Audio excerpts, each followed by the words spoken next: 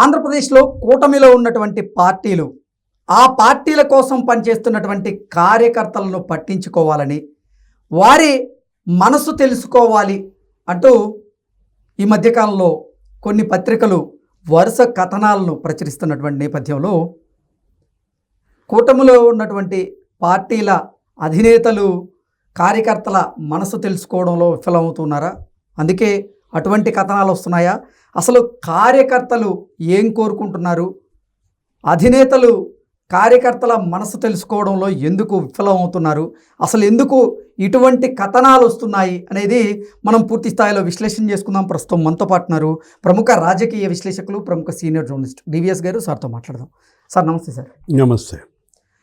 పార్టీల కోసం కష్టపడి పనిచేసినటువంటి కార్యకర్తలని, పార్టీల కోసం ప్రాణత్యాగం చేసినటువంటి కార్యకర్తలని ఇప్పుడు కూటమిలో ఉన్నటువంటి పార్టీలు పట్టించుకోవడం లేదని, కార్యకర్తల మనస్సు తెలుసుకోండి, పొలిటికల్ గవర్నెన్స్కి ప్రాధాన్యత ఇవ్వండి, లేదంటే రానున్న రోజుల్లో అధికారం కోల్పోవడం ఖాయం అంటూ ఇప్పుడు కొన్ని పత్రికల్లో వరుస కథనాలు అయితే ప్రచురితం అవుతూ ఉన్నాయి. ఏంటి సార్ అసలు కార్యకర్తల మనసు తెలుసుకోవడంలో కూటమి పార్టీల నేతలు, కూటమి పార్టీల అధినేతలు విఫలమవుతున్నారా? అందుకే ఈ కథనాలు వస్తున్నాయా? అసలు ఆ పార్టీల్లో ఏం జరుగుతోంది? కార్యకర్తల మనసు తెలుసుకోవడంలో వారు ఎందుకు ఫెయిల్ అవుతున్నారు అంటే ఏం చెప్తారు సార్? తెలుసా మనసా, తెలుసా మనసా అంటూ ఏదో ఒక పాట ఏదో సినిమాలో, అట్లాగే ఇప్పుడు మనసులు తెలుసుకున్నారా, తెలుసుకోవట్లేదా? ఈ కథనాలు చూస్తే మనకి పార్టీలు, అధినేతలు, నాయకులు, కార్యకర్తలు, ఇది 4 అంచెలుగా మనం ఈ పార్టీలని, ఈ వ్యవస్థని తీసుకుంటే పునాదుల్లో ఉన్నది కార్యకర్త, అవును, స్లాబ్ అధినేత, ఈ మధ్యలో ఉన్నాళ్ళు వీళ్ళు గోడలు, నాయకులు, గోడలు. ఇప్పుడు రాజకీయ పార్టీ అనేది ఒక భవనం గనక అయితే ఇవాళ పునాదులు గట్టిగా ఉంటేనే భవనం నిలబడుతుంది, స్లాబ్ 10 కాలాలు ఉంటుంది. అవును, పటిష్ట నిర్మాణం అయినా కూడా, సంస్థాగత బలం ఉన్నప్పటికీ కూడా ఇప్పుడు మరి మీడియాలో కథనాలు, ఛానల్స్లో మరి సర్వేలు, లేకపోతే అసలు పత్రికల్లో బ్యానర్ ఐటమ్స్ ఏంటి తెలుసా కార్యకర్తలు మనసు అని అడుగుతున్న నేపథ్యంలో ఇది ఒక హెచ్చరిక. అదే కాదు, కూటమి పార్టీలో ఉన్నటువంటి కొంతమంది ఎమ్మెల్యేలు దూకుడుగా వ్యవహరిస్తున్నారని, ఆ దూకుడికి గనక కళ్ళెం వేయకపోతే రానున్న రోజుల్లో ఇప్పుడు కూటమిలో ఉన్నటువంటి పార్టీలు ఇబ్బందులు ఎదుర్కోక తప్పదు అన్నట్లుగా హెచ్చరించేటువంటి ప్రయత్నం కొన్ని పత్రికలు చేస్తుంది. అంటే బిల్డింగ్ నీకు తెలుసు, మీ ఇంట్లో సార్ గోడకి కొద్దిగా చీమ పొగులు వస్తుంటాయి. ఇల్లు కట్టుకున్నావు కృష్ణ, ఇప్పుడు ఈ పునాదులు, గోడలు, ఫ్లోరింగు, స్లాబ్ మాట్లాడుతున్నావు కదా, మరి గోడలు నువ్వు అన్న నాయకులకి అక్కడక్కడ బీటలు వస్తున్నాయా? ఇప్పుడు అది చీమ పొగులేదు అంటారు, అదైతే లేపేసి మళ్ళీ కాంక్రీట్ చేసుకుంటుంటాం, మళ్ళీ అది ఇదైపోతుంది. ఇది నిజంగా మరి నాయకుల దూకుడు, అది చీమ పొగుల లేకపోతే అసలు అది పెద్ద పొగుళ్ళు అవుతాయా? ఇవాళ బీటలు వారే అవకాశం ఉందంటారా? ఇప్పుడు దీన్ని ఎలా చూడాలి మనం? Danger bells. నీకు మామూలుగానే అక్కడ హెచ్చరికలు వేస్తుంటావు సార్, ఉండేది ఆ తీర ప్రాంతంలోనేగా. నువ్వు కూడా సార్, నువ్వు ప్రకాశం జిల్లా తీర ప్రాంతం అయితే నాది గుంటూరు జిల్లా తీర ప్రాంతం అనుకో. అక్కడ మామూలుగా మనకి వేస్తుంటారు, ఫ్లాగ్స్ ఎగురుతూ ఉంటాయి. మన ఆ పోర్టుల దగ్గర ఏంటి ప్రమాద హెచ్చరికలు మామూలుగా తెలుపు, గ్రీన్, రకరకాల రంగుల్లో వస్తుంటాయి. ఇది ఒక ప్రమాద హెచ్చరికగా మనం చూడాలా? ఓకే, కూటమి ప్రభుత్వం ఏర్పడి వాళ్ళ ఏడాదైన సందర్భంగా డేంజర్ బెల్ సార్, మొదటి డేంజర్ బెల్, మొదటి ప్రమాద హెచ్చరిక ఈ మీడియా ఎగరేస్తుందా? ఎందుకంటే ఇవాళ మరి ప్రాణాలు త్యాగం చేసి పార్టీని నిలబెట్టిన కార్యకర్తలు, జగన్మోహన్ రెడ్డి 5 ఏళ్ల పాలనలో వాళ్ళు చూసిన నరకం. ఇప్పుడు తెలుగుదేశం పార్టీ అదేంటి వాళ్ళ 43 ఏళ్ల చరిత్ర అనుకో. అవును, మరి ఈ పార్టీ ఈ ప్రస్థానంలో అనేక మందిని ప్రతిపక్షాల నాయకుల్ని ఎదుర్కొంది, పెద్ద పెద్ద వాళ్ళని ఎదుర్కొన్నది. విజయ్ భాస్కర్ రెడ్డి దగ్గర నుంచి, నేదురుపల్లి జనార్దన్ రెడ్డి దగ్గర నుంచి, లేకపోతే మొన్నటి రాజశేఖర్ రెడ్డి దాకా, ఇప్పుడు జగన్మోహన్ రెడ్డి దాకా. అంటే కార్యకర్తలే పార్టీకి సంబంధించినటువంటి జెండాలను భుజాన మోస్తూ కార్యకర్తలు పార్టీ కోసం అహర్నిశలు కష్టపడి అంటే కొంతమంది ప్రాణత్యాగాలకు కూడా సిద్ధమయ్యారు. అటువంటి వారిని కూడా ఇప్పుడు పార్టీ పట్టించుకోకపోతే రానున్న రోజుల్లో ఇబ్బంది తప్పదు అంటుంది. అంటే నువ్వు ప్రాణత్యాగం అంటే నాకేది గుర్తొస్తుంది, ఆ గుళ్ళపాడు ఆ చంద్రయ్య యాదవ్ అవును ఇవాళ మెడ మీద కత్తి పెట్టి జై జగన్ అను అన్నారు, అతను జై చంద్రబాబు అన్నాడు, అవును కోసేశారు. అంటే మెడ మీద కత్తి పెట్టి కోస్తానన్నా జై చంద్రబాబు అన్నటువంటి చంద్రయ్య యాదవ్ లాంటి కార్యకర్తలు ఉన్న ఈ తెలుగుదేశం ఇవాళ ఏంటి మరి కార్యకర్తలను పట్టించుకోవట్లేదనా? ఇప్పుడు ఆ చంద్రయ్య యాదవ్ కొడుక్కి ప్రభుత్వ ఉద్యోగం ఇచ్చారు, మరి పట్టించుకుంటుందా పట్టించుకోవట్లేదా? పట్టించుకున్నట్లే. ఇప్పుడు అట్లాగే ఆ అంజిరెడ్డి తాతో ఏదో అంటుంటారు, మొన్నటి గెలుపులో ప్రధాన పాత్ర వీళ్ళే. అసలు మామూలుగా వీళ్ళ యొక్క హీరో వర్షిప్ అప్పుడు నీకు తెలుగుదేశం పార్టీని ఎలివేట్ చేయటం కాదు, ఇవాళ మరి నీకు 135 ఎమ్మెల్యే స్థానాలు వచ్చినాయి అంటే 94% సీట్లు వాళ్ళ కూటమి కొట్టిందంటే 54% మరి ఓట్ బ్యాంక్ వీళ్ళకి వచ్చిందంటే వాళ్ళ త్యాగాలు.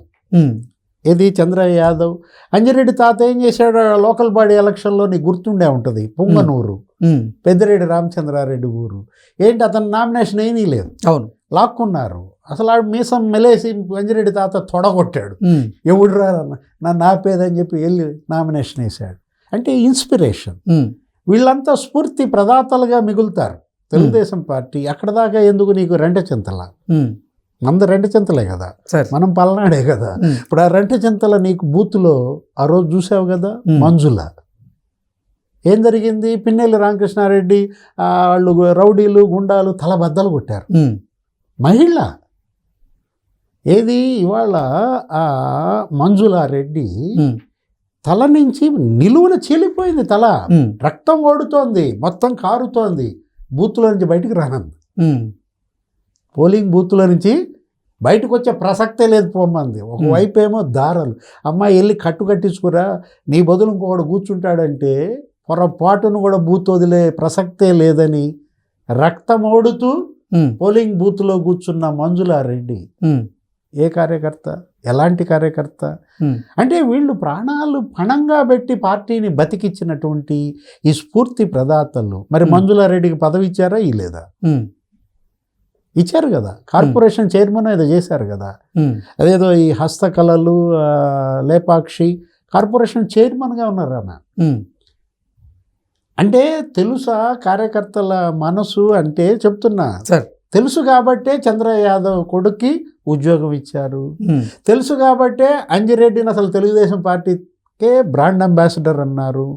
ఇప్పుడు తెలుసు కాబట్టే మంజులారెడ్డికి కార్పొరేషన్ చైర్మన్ ఇచ్చారు, అన్నీ ఇస్తున్నారు, ఇవ్వటమేమీ తగ్గటం లేదు. అంటే కూటమిలో ఉన్నటువంటి ఇతర పార్టీల పరిస్థితి ఏంటి సార్?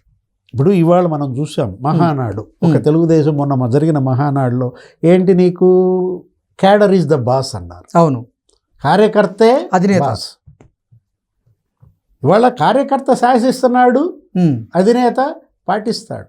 నిన్న మనాళ్ళు ఛానల్స్ ఇంటర్వ్యూస్ కూడా చేశాయి ముఖ్యమంత్రిని, ఏది ఏబిఎన్ వెంకటకృష్ణ లేకపోతే TV5 మూర్తి, ఈటీవీ శ్రీరామ్ గారు ఏడాది అయిన సందర్భంగా వాళ్ళు వేసిన ప్రశ్నల్లో ఇదే ప్రధాన ప్రశ్న. ఆయన ఒకటే మాట చెప్పాడు, ఏది కార్యకర్తే నా అధినేత. కార్యకర్తని వదిలి నేను అసలు ఎటువంటి పని చేసే ప్రసక్తే లేదు. జరిగేది పొలిటికల్ గవర్నెన్స్, జరుగుతున్నది పొలిటికల్ గవర్నెన్స్ అని ఆయన చెప్తుంటే, కాకపోతే గ్యాప్ ఉంది, కొద్ది మేర గ్యాప్ ఉన్నమాట వాస్తవం. ఏది అదే నువ్వు అన్నావు, గోడలకు బీటలో ఏదో అన్నావు, అది చీమ పొగులని నేనంటే నువ్వేమో బీటలని వేస్తున్నావు.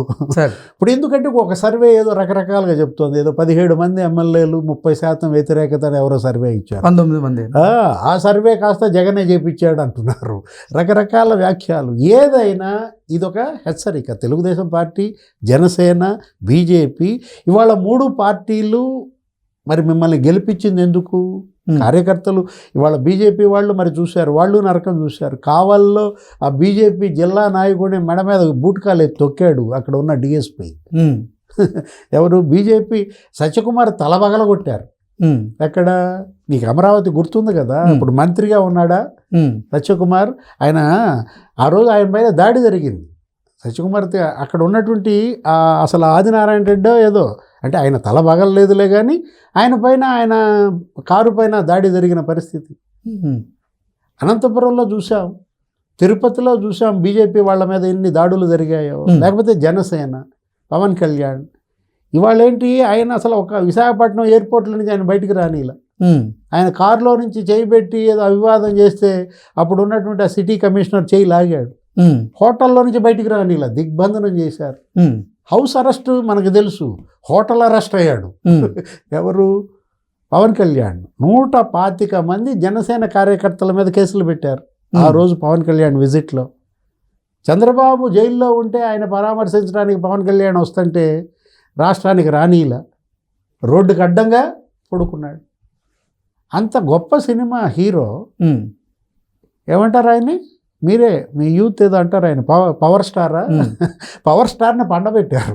ఎవరు? జగన్మోహన్ రెడ్డి ఆ రోజు రోడ్డుకు అడ్డంగా పండబెట్టాడు.